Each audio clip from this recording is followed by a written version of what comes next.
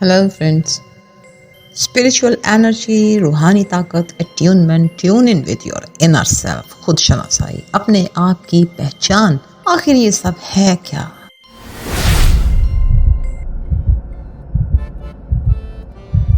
कोई पूछता है रूहानी ताकत कैसे बढ़ती है, कोई कहता है रूहानी ताकत कौन दे सकता है, और किसी को सिरे से मालूम ही नहीं कि आखिर ये स्पिरिचुअल एनर्जी, रूहानी ताकत है क्या। शायद बहुत सी इंफॉर्मेशन है और बहुत से गुरु हैं या रूहानी अलूम के एक्सपर्ट, और हर एक की बहुत सी टेक्निक्स हैं और कितनी ही मशकें।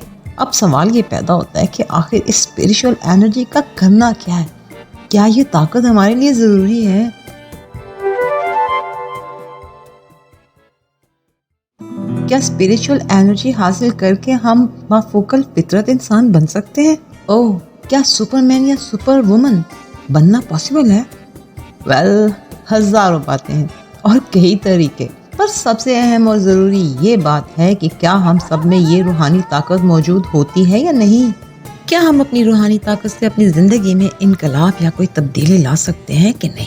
क्या टेक्निक्स और मशकों से इंसान में गैर मरई ताकत या सुपर नेचुरल पावर्स पैदा हो सकती हैं? क्या वाकई इन रूहानी प्रैक्टिसेस से इंसान की काया पलट सकती है?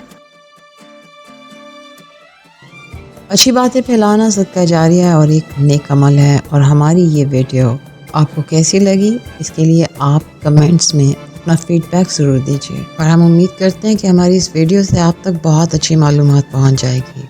हमारी अगली वीडियो के लिए बेल आइकॉन ज़रूर प्रेस कीजिए। शुक्रिया।